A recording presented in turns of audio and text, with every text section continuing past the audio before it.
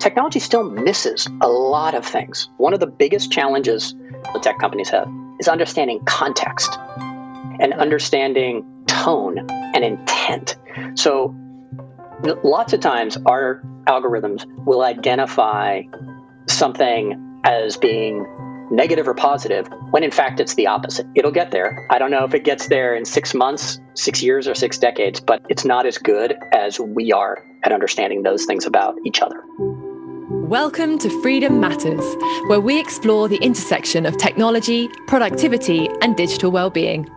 I'm your host, Georgie Powell, and each week we'll be talking to experts in productivity and digital wellness. We'll be sharing their personal stories and experience on how to take back control of technology. We hope you leave feeling inspired, so let's get to it. This week, I'm in conversation with Doug Kaufman, a serial entrepreneur most recently working on a product called Nika. Nika is a tool which helps parents identify if their child's mental health is at risk from online activity, and then provides support to help parents navigate the way forward. Today we'll be talking about data, AI, and the role of technology in helping us to better understand ourselves and our children. Doug, welcome to the show. Thank you so much for joining us today on Freedom Matters.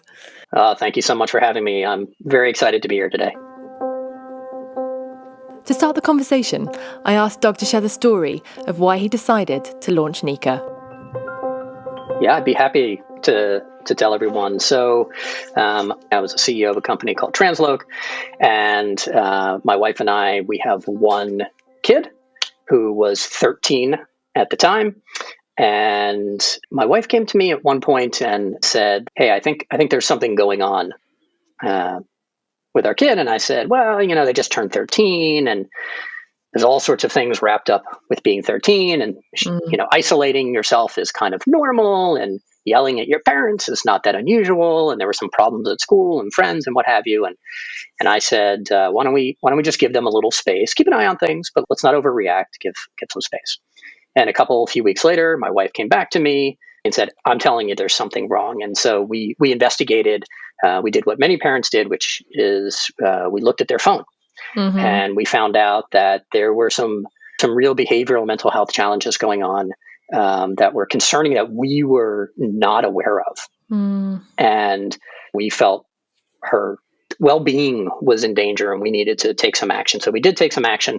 And at that point, I took a step back and I evaluated the situation, and I said to my wife, "Let's look at what just went on here." I said, "We only have one kid. We don't have four. We have one. You are a stay-at-home mom who is all up in our kids' behavior all the time and know everything going on in their life. I have a PhD in psychology. I'm here. I'm involved. And we did not identify the signs that there was something going on until it was already serious." Mm-hmm. So what chance do we parents have to know when our kids maybe just are on a path towards a problem with their mental health or behavioral health so that we can help them before they get into real trouble? Yeah. And so that was sort of the catalyst to this company that we have now, which really was, how do we help parents know if their kids are struggling with mental health issues or maybe on a path to struggling with mental health issues? And once you do know, what do you do about it? Because it turns out most parents, one, don't know if the kid's struggling, and two, even when they do know, oftentimes they don't know what to do. So that was the thinking behind starting the company. I was interested. As a serial entrepreneur, was this the first time that Doug had chosen to launch a business that was so personal? Yeah, I have definitely launched businesses that are personal to me, not as personal as this, for sure. So the first company I created, I was a graduate student in psychology and teaching psychology at the time, and I saw how much students were struggling. And so I wanted to help them. I wanted to help more students than just the ones that were able to get to my class physically. Because at that time, there wasn't online learning. I wanted to create some things online so I can help millions of students, not just, the 50 that are in my class. Mm-hmm. So I've always tried to do things that will make the world better, will make lives better for people in some way. I know that sounds, like typical tech CEO. We're going to change the world. But in my heart, I was always trying to find problems that if we solve them are really going to help people have better lives in some way. But none were as personal as this one for sure. That's amazing. And so tell us a little bit more about exactly what Nika does in terms of providing parents with that toolkit that you wish you'd had for your own daughter. Yeah. Well, so much of kids' lives these days happen either online or just in some way behind the scenes to us parents, right? We just don't know what they're doing. And so because of that, and because most of their life is online and technology is involved in it in some way, what I said was, how can we use technology to help parents know what's going on? And so what we did is I spent a bunch of time digging into the academic and scientific literature to try and understand what does the research show are the variables most associated with identifying mental health issues in teens from digital activity, right? So there's studies, as an example, on can we predict clinical depression from Twitter posts? So I was looking at a lot of research like that. And the hope was that I could find kind of a core set of variables that are the ones, that address 80%. If I get 80-20 rule, 80% of the variables that could predict mental health issues in kids, we could create a suite of algorithms that could look at data and look at signals of those mental health issues based on those algorithms and then present that information to me. So that's what we did. So my co-founder and I, David Rosh is my co-founder. He's the tech whiz. We built the suite of algorithm using these variables at their core. We're actually able to get things like text messaging, social media, browser history, all these things. We pull that data in. The algorithms then look for signs of mental health issues. Then it presents a report. So it may say, here's a report for this child for the past week, and I found 127 potential signs of mental health struggles. A human then goes through each one of those one at a time to, one, help train the algorithms, right? So we give a thumbs up or a thumbs down to each one. But also, I want mental health professionals' eyes on these things, in particular at the early stages, right? We're not putting all of this on technology, but we want the tech to do a lot of it. Then a mental health professional reviews it. We then determine, is it ready for parents to see this? We can push it live. And we make the decision, is there something here that we need to make the parent aware of? So as an example, let's say we found signs a child is talking about self-harm. Well, the professional, the human, might say, okay, we need to make the parent aware. It's clear enough. This is a self-harm issue. It's not something else. We can tell. So we present that to the parent. That's the awareness. Then we make specific recommendations so they know, what do I do right now about this? So at a high level, that's sort of the way it works. Parents are really anxious about this, right? There's a whole world, much of which they don't really understand. As you say, a lot of it happens behind literally physical closed doors and then privately online. And so it's natural that there's a high level of anxiety associated with screen time and teenagers or even preteens. As a mum of younger children, I've always looked at things like those, the baby sleep monitors that literally monitor whether or not your child is breathing. And to me, they just breathe even more anxiety into my life, and I'd much rather not know. How do you kind of find the balance between making sure parents have useful information, but that the potential access to that information doesn't just make them more anxious? It's a great question, and there's a couple of layers to it. So one thing is that we do not send parents text message alerts or lots of notifications for every single thing we find. So we try and present data to parents and update the data on a weekly basis. We're looking at the data more frequently, but we want to let parents see what's going on about weekly, unless we find something critical. In that case, we'll get in touch with the parent. We'll notify them. So parents don't have to worry about, oh my God, today I got 10 messages, and every time my phone dings and I see Nika, I'm freaking out. We avoid that totally. Another thing that we did is we're trying to make sure that we're not outing kids. We're not focused on typical or quote unquote normal teen behavior. Kids do all sorts of things. Yeah. Kids are going to say things like they hate their parents. They're going to tell their friends what jerks their parents are, how awful they are. They talk about drinking. They explore their sexuality, all these things. these are normal things. We don't make parents aware of those things. Yeah. Well, we want them to have conversations with their kids about those things. What we're trying to do is say, if we find something that is a potential risk, a mental health challenge that your kid may need your help with, or you at least need to be keeping an eye on, then we'll make them aware of it so they can feel more comfortable. So it takes a lot of work to parse out the normal teen behavior, which may sound terrible if you hear it, but is normal, from the, no, these are the real challenges. And the last thing I'll say about it, we're looking at what the science says the variables are associated with mental health issues, not what we parents think. Because I talk to parents all the time who say, well, I don't like the fact that you don't let me spy on my kid. I need to read every message because I will know if my kid is having a mental health problem.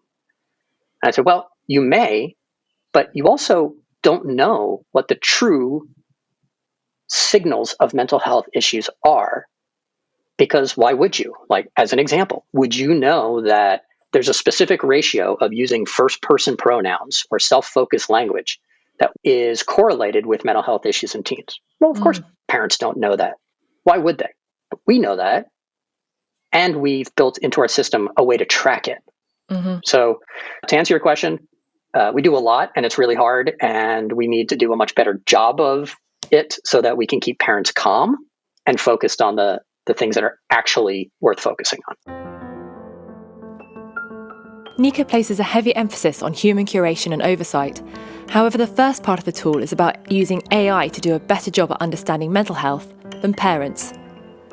But if Nika has this data, why are social media sites like Instagram not also using this data to protect children online and to intervene when there are objective signals of mental health problems?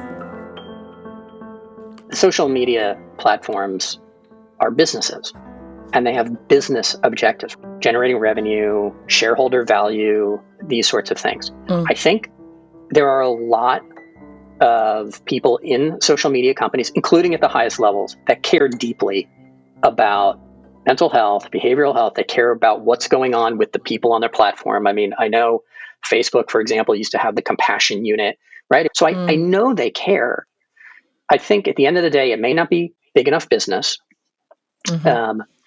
They are probably, this is my guess, in more of a CYA stance about things. Look, when they've launched live services, so you can stream live and do all these things, they knew people were going to commit suicide live, were going to cut themselves live, burn themselves live, we're going to do all these. They knew it. And I think there was a question of, we still need to launch this. How do we minimize the damage that's going to occur from this? Because we need to make money, we need to continually innovate, et cetera, et cetera. The other thing is, I don't know this to be true. This is my opinion, is that there's a liability issue here, that the more they know about what's going on, if they try and help and they don't, they're potentially more liable and puts them in a risky situation for lawsuits and what have you. So it may be better to say, well, we don't know about that. We didn't know that was happening. We just don't look at the data in that way, which has been, you talk about universities who've been trying to get access to data for studies, the kind of studies that you've been talking about that you found so useful. They struggle across the board to have access to big tech and for the data that they need for these projects. So, yeah, if you don't ask the questions, you don't have to hear the answers, and therefore that can make life a bit easier. But Doug too was building a business. How was he aligning morals and commercials? We made the decision early on that we were not going to raise outside capital, that I was going to put money into this, I would fund, right? That we were going to bootstrap.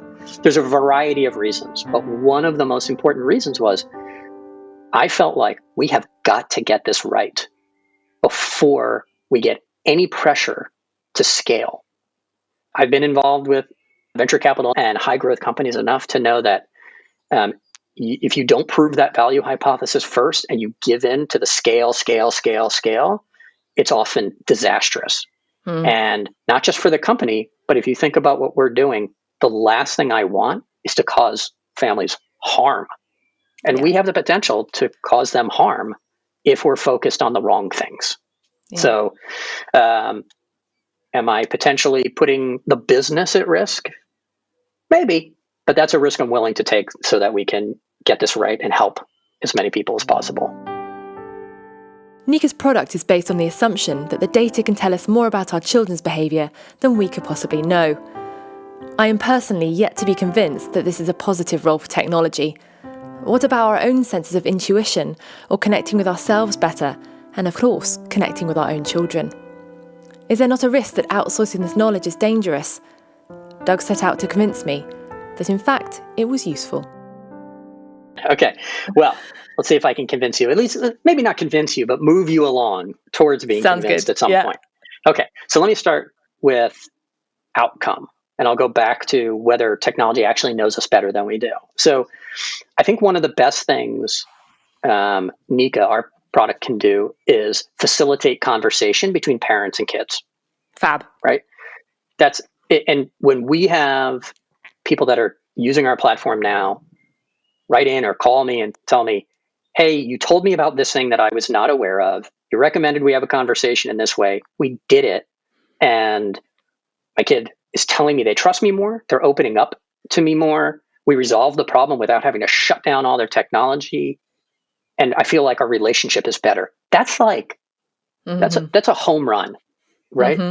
If we could just keep doing that, I think we've done a great service for people. Just help parents talk to kids more, and potentially even help kids understand how to talk to their parents more as well, I think would be great.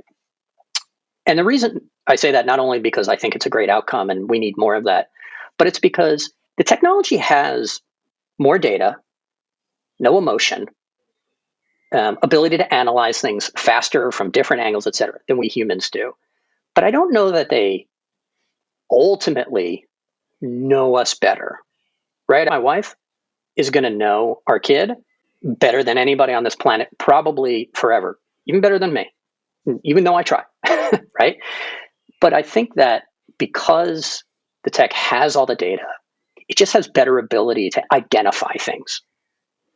But I think where you go from there is where humans are still better, because it's the parent that can have the conversation. It's the parent that can ask, why?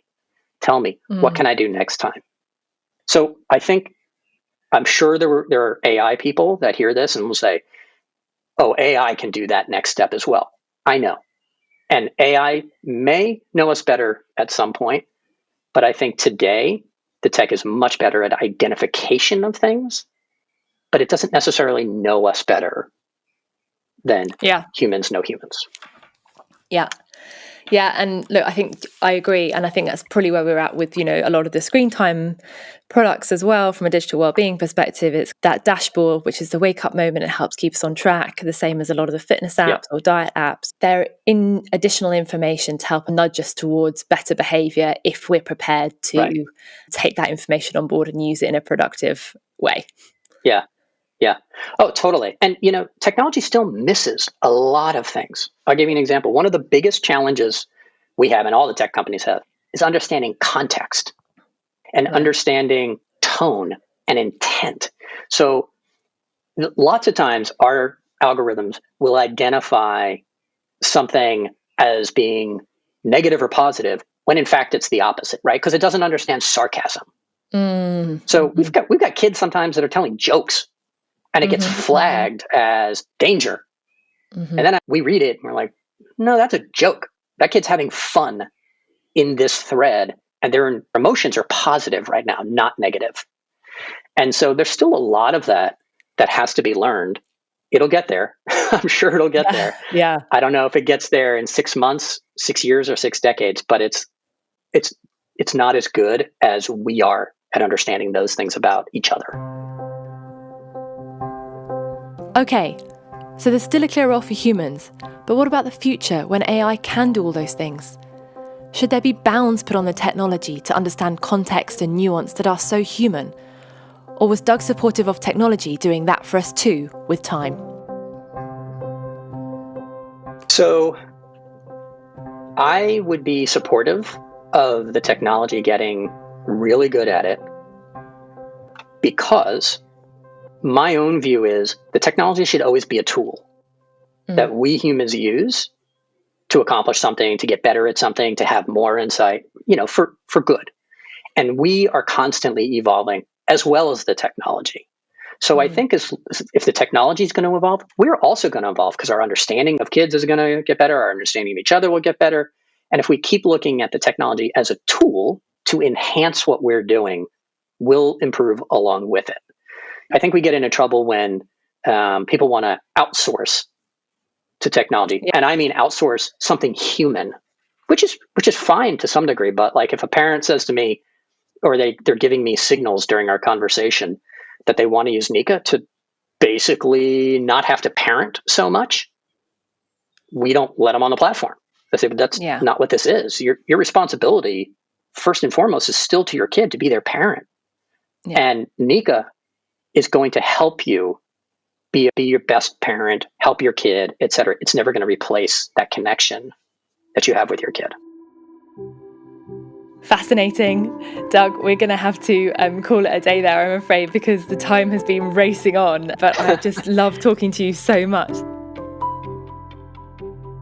Thank you for building a product with so much thought put into the responsibility that you have and the consequences of the product you're creating. I really look forward to tracking it and seeing where you get to. Well, thank you so much, not only for having me, but for those kind words. And trust me, there are many days where I will need to reflect back on those words to help get me through the day and the struggles, because what we're doing, as you know, is really complex. So thank you so much for having me. Thank you for joining us on Freedom Matters. If you like what you hear, then subscribe on your favourite platform. And until next time, we wish you happy, healthy, and productive days.